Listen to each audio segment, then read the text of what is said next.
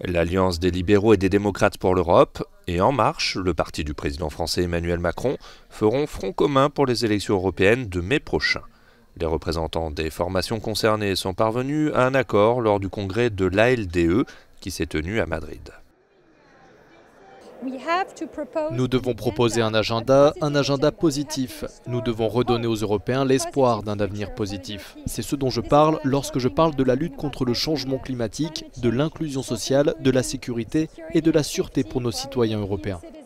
Le référendum sur le Brexit a tiré la sonnette d'alarme quant aux dangers auxquels fait face l'Union européenne. Les futures relations avec le Royaume-Uni sont une préoccupation majeure, mais le chef des libéraux démocrates britanniques estime que le Brexit n'est pas un processus irréversible. Il y a de bonnes chances que nous puissions constituer une majorité pour organiser un référendum, le vote du peuple comme nous l'appelons, avec l'option de rester dans l'Union européenne.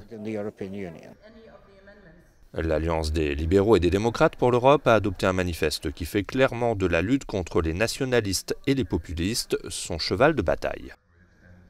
Le néolibéralisme et le libéralisme sont des termes qui ont une connotation négative auprès du public. Pour faire face à ce défi en matière de communication, l'ALDE utilise plus souvent les termes de progressiste et de démocrate dans son message pour la campagne électorale qui devrait devenir plus intense à partir de début 2019.